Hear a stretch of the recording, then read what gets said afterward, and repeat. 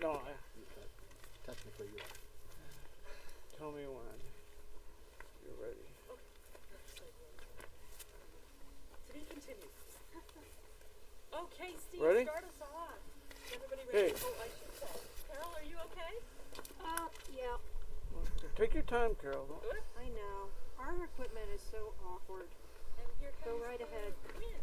With all that funding you get, you should have Or lotions. don't get. I guess we could stand next to Steve Because on of this a side certain and hold it someone. with our hands. Can we turn the wind down a little bit? Oh. Oh, please, no So, wind. Steve, if it's helpful, you can talk to me. Okay, Yeah, you wanna just keep tell it me safe when. next to you. Yeah, or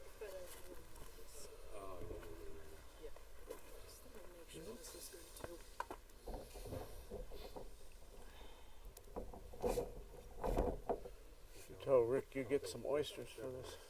Yeah. We need some new equipment. Okay. Carol?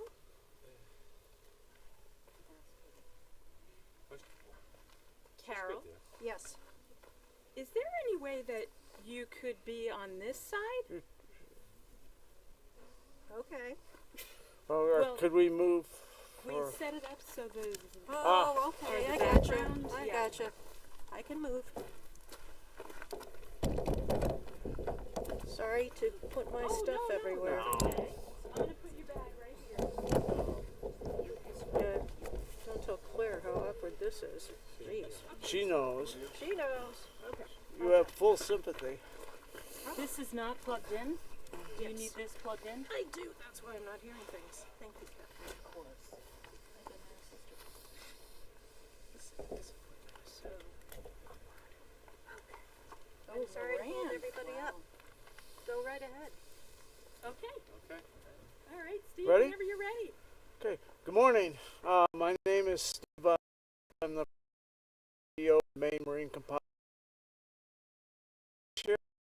Economic Growth Council. I'd like to thank you for joining us for what is the 31st release of the Measures of Growth Report. It's not a symmetric number, but it's significant. Pleased to be joined today by Maine Economic Growth member, Yellow Light Breen, and CEO of Maine Development Foundation, and also by Ryan McPherson, owner of Glidden Point Oyster Farm and our host today.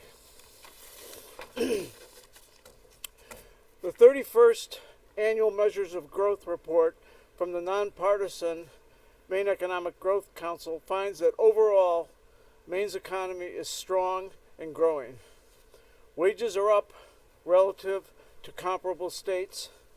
GDP is outperforming the rest of the New England states. Poverty is down slightly, and Maine continues to perform exceptionally well in terms of environmental stewardship, safety, and internet connectivity. Other areas showing promise include entrepreneurship and labor force. Some of this growth, however, is challenged by a rising cost of living and inflation, and the report finds that other reasons for concern and coordinated action, including recent declines in K through 12 learning and test scores, the high and increasingly costly cost of housing, and persistently low ranking in terms of R&D relative to other states. The theme of this year's report is why people are moving back to Maine, and how the data in this report reflects how Maine can be a magnet for workers and their families. The Council believes that Maine's quality of life and other enduring assets, as well as the coordinated public-private economic development strategy, will enable us to grow economically and position the state to achieve long-term and more equitable, sustainable prosperity. In total, the report tracks 31 indicators that represent Maine's enduring assets, areas of challenge, and our understanding of the pandemic's impact on our economy and people. I'm going to now turn things over to Yellow Light Breen, President and CEO of Maine Development Foundation, who will talk about some of the trends in more detail. Yellow?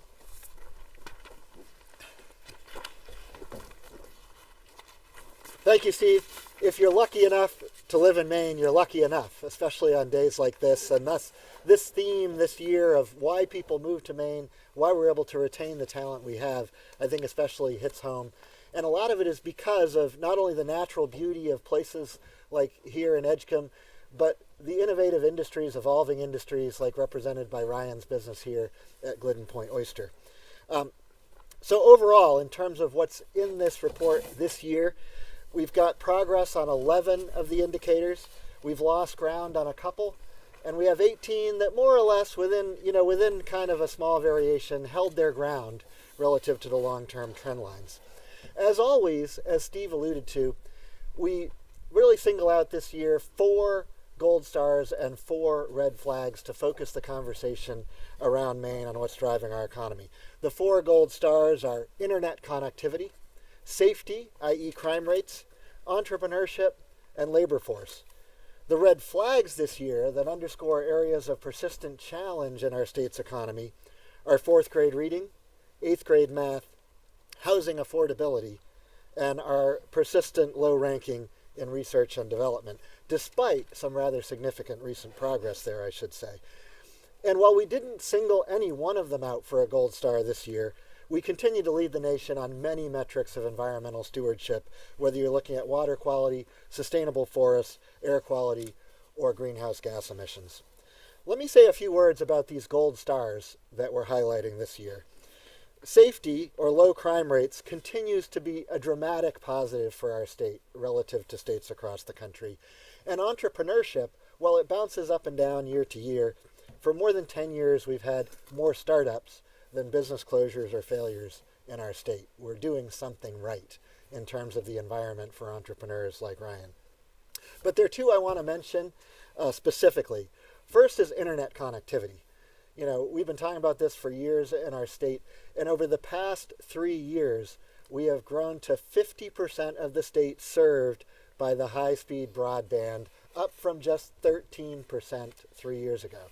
That is a dramatic leap and certainly a testament to Maine Connectivity Authority, to local and community provider partners all over our state.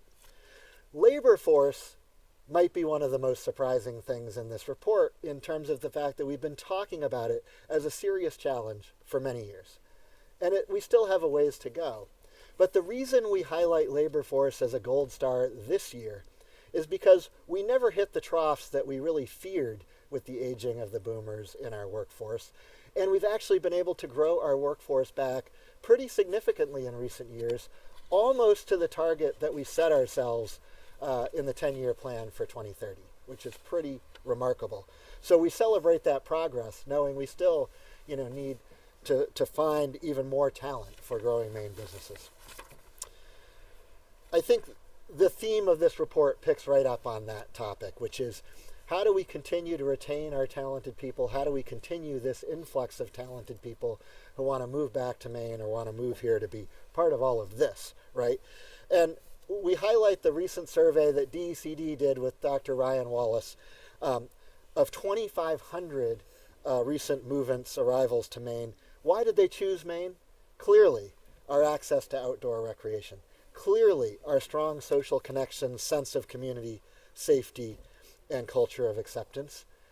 But there were headwinds as well, and we think some of those headwinds really dovetail to the red flags in the report. A scarcity of affordable housing, high cost of living, lack of jobs that match their skills, and low wages.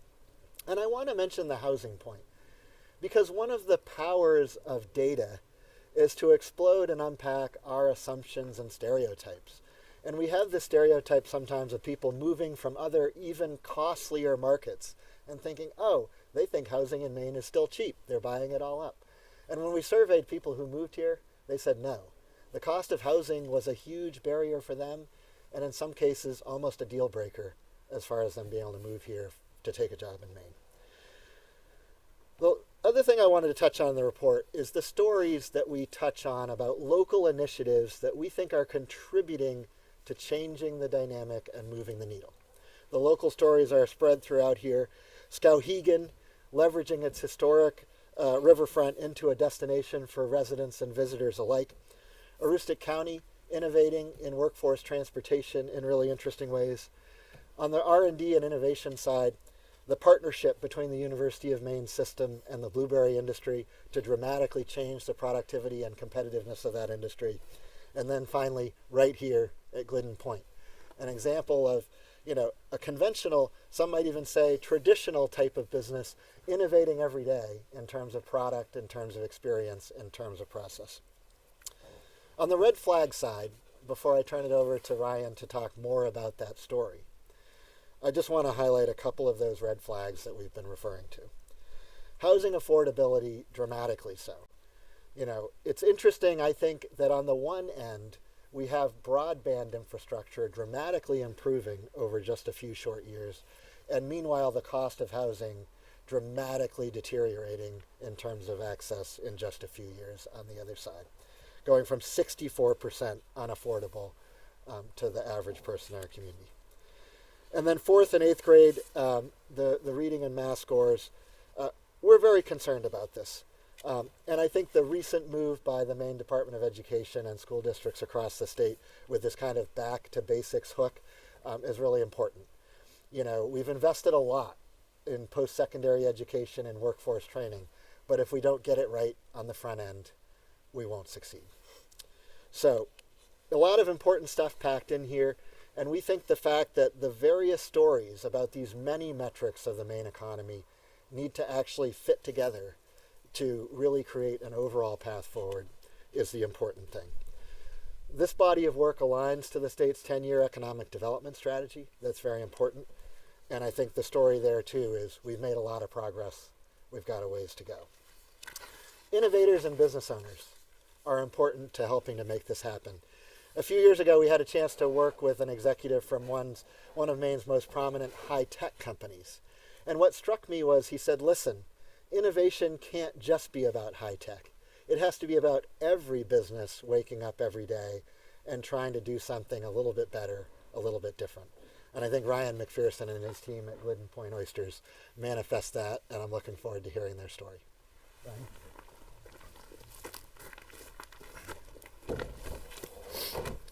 I'm Ryan, the owner of Glidden Point Oyster Farms. Appreciate everybody coming out today.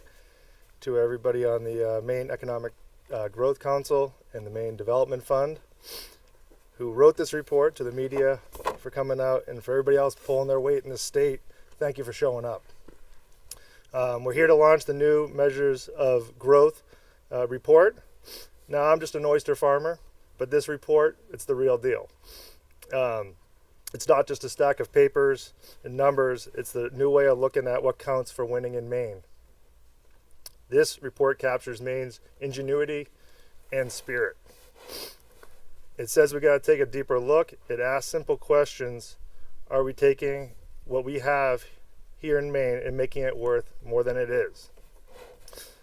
The concept we're championing today is value add. It's simple. You take something excellent, something rooted here in Maine, and you put a little extra work into it, layering on experience, education, and community, so you get the full value out of the product in the place that you grow it. And there's no better example of this than these principles than what we do here at Glidden Point. Maine's working waterfront has been defined by lobsters and clams. Those two pillars are still the engine of our economy, and God bless them, keep up the good work. But the future demands we tie up some new docks too. We got to evolve.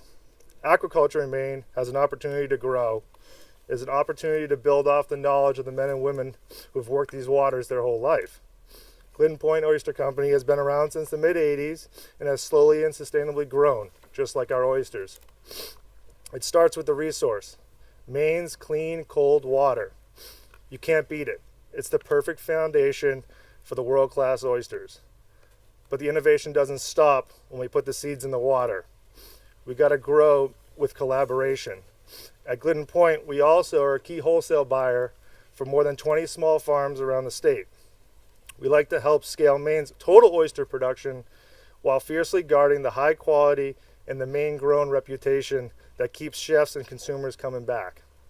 We plan to keep contributing and building this whole industry rooted in the cold water and fueled by the community strength. Now, Glidden Point. The reason we made it onto this report is that we don't just grow oysters, we grow the experience.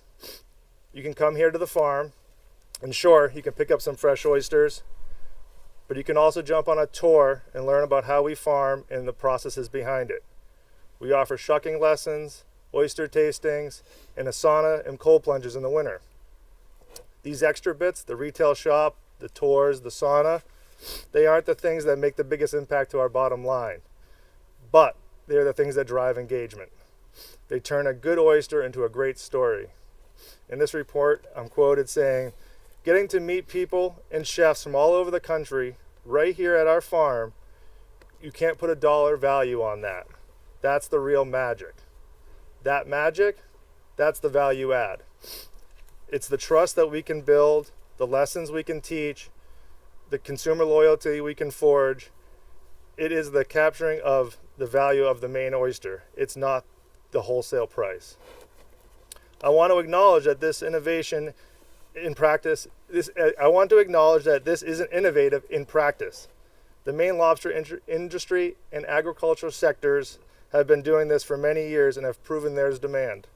The key is just doing it because it's a driver of our economy. We want to build a working waterfront economy that is resilient, rooted, and ready to grow. We aren't just selling seafood, we're selling the experience of Maine. It's about making sure every resource we cultivate contribute to the prosperity and enrichment of our people and our home. I encourage you all to read this report. Let's get to work in redefining growth for all in Maine. Thank you.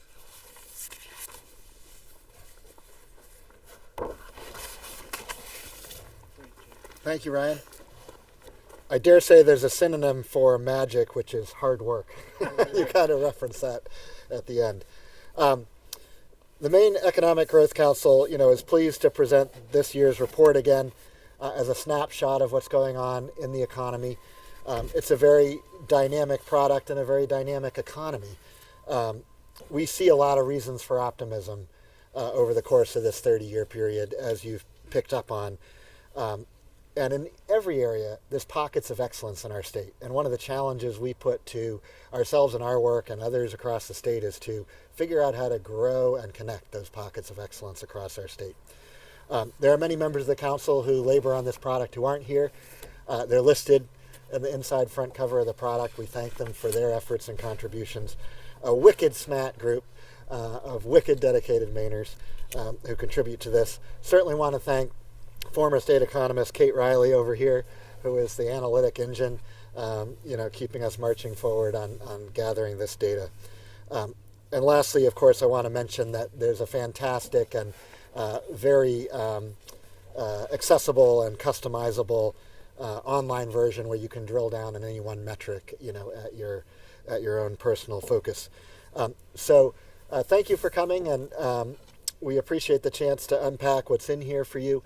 We're happy to take some questions up here at the front, any of us, or certainly do stand-up interviews with you at your convenience. So thanks again, and we hope this product is useful to you as you cover other stories throughout the year.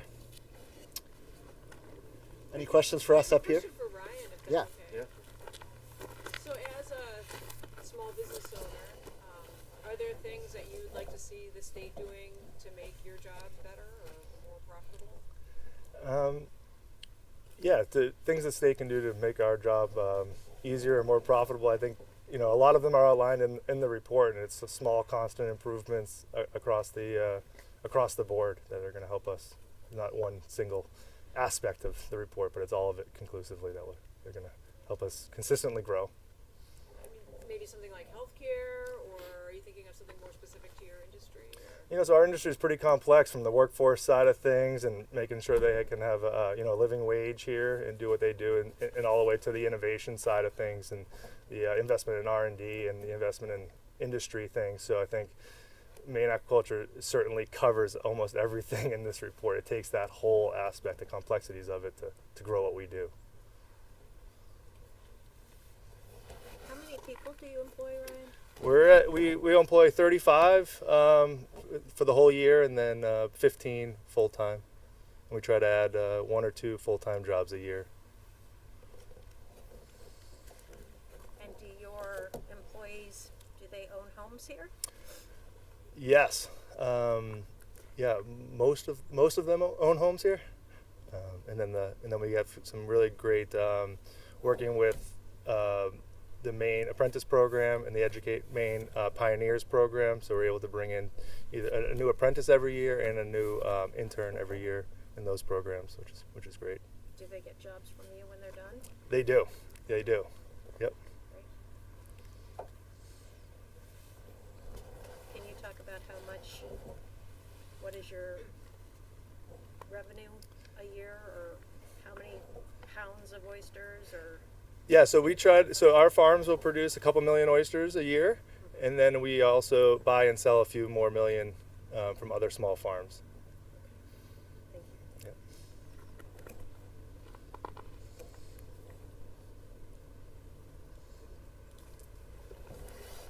I would just add, Ryan was mentioning earlier when we were talking, in addition to the incredible environment here for shellfish, the fact that UMaine's Darling Marine Center is in this watershed, is no accident in terms of this becoming, a cluster of activity and innovation and business starts. And we've seen that from our work with Sea Maine and the Maine Seafood Promotion Council that's getting started. So,